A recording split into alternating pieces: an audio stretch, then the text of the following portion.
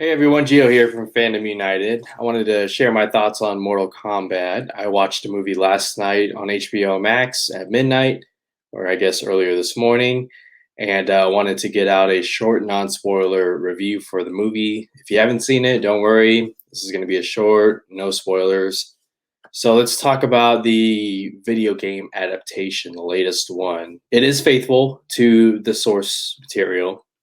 As far as a fan of the Mortal Kombat mythology, the video games, there's plenty to love in this movie. The characters, everything from their mannerisms, their costumes, the way they fight, their powers, it's straight out of the video game. I mean, there's so much in here to appreciate and love. The ensemble cast really understands these characters. A couple standouts for me.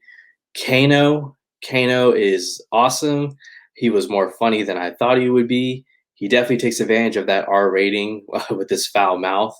Obviously, Hanzo Hasashi, aka Scorpion, played by Hiroyuki Sanada, and Bihan, aka Sub Zero, played by Joe Taslim. These two are given the most to explore the characters as far as backstories go. The rivalry between the Lin Kuei and the Shirai Ryu clans.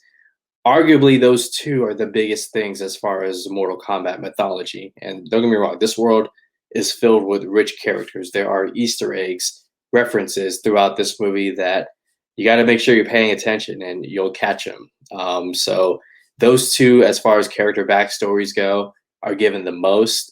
They were the best parts of that element of the movie and something that I really enjoyed.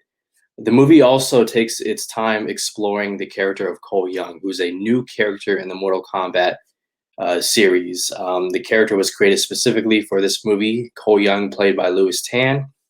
I was correct in that his character, there is more to his backstory than just what we're seeing in the trailers. I won't spoil it. It's huge, but I'm glad to, be correct in that prediction as far as Cole Young. Like I said, the fights are great. The fatalities, there are a couple brutal ones straight out of the video game that, as a video game fan, you're just like, yes, wow, I can't believe they actually did that. And it definitely lives up to its R rating on that side.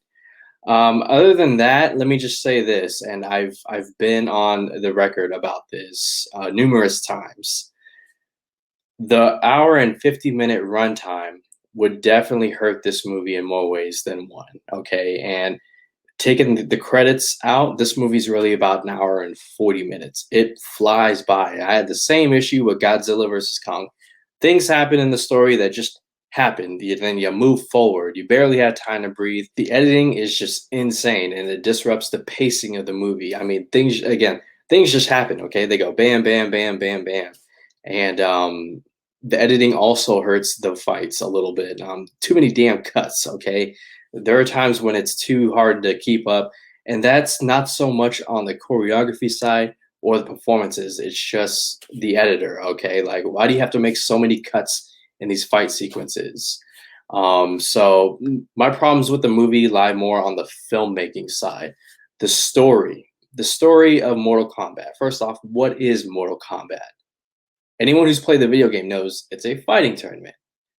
In this movie, they go about it a little bit differently. Okay, that's all I will say for a non-spoiler review. They go about it a little bit differently, and it didn't sit right with me. There are as great as the ensemble is performance-wise, there are a few that I just did not care for, and one of them is Shang Tsung. Unfortunately, um, without spoilers, you just don't care for his character. Okay, you just based on what we've seen in previous movies, what we know about him in the video games, the direction that they went with the Shang Tsung character, I wasn't a fan of. Okay, it's just he felt more cowardly. Let me just say that. As far as the direction goes, look, I love what they did with the powers. That was great stuff. I love how they explained it. It made complete sense. It wasn't too far out there. Director Simon McQuaid did an admirable job, but you can see that he was definitely a first-time director on this project. Questionable choices with some of the character moments, which I will talk about on a full-length spoiler discussion this weekend. So stay tuned. A little bit of the execution wasn't too good as well, but again, my problems with the movie lie more on the filmmaking side, with the runtime, the pacing, the editing, some of the character decisions. I believe now the movie is an hour and 40 minutes, an hour and 40 minutes without credits. I believe without credits, there is a 2-hour version of this movie that is even better. So I hope we see that. Again, Warner Brothers, they had this thing about cutting their movies down and making it even shorter, and some people are for it, but what you're going to get is a movie that, you know, sacrifices some of its story and possibly some of the character moments, the interactions, in favor of just a quick runtime. You're in, you're out, and that's it. So not a perfect video game adaptation. I do recommend watching it. I have a private screening later on today. And is it a bad movie? No, it's not great. It's good. It's a good Mortal Kombat movie. Could it have been better? Yes, absolutely. But that's all I'm going to give for now. Thank you so much for joining me on Fandom United. Thank you for your time. Make sure you come back here and check on us this upcoming weekend. We're going to have a Mortal Kombat full spoiler discussion. I'll have several Mortal Kombat fans join me, and we're going to talk about the movie, the video games, where they can go in the future, because this movie definitely sets up a second part. My name's Gio from Fandom United. I appreciate your subscriptions, and I'll see you guys later this weekend with a full-on spoiler discussion. Take care.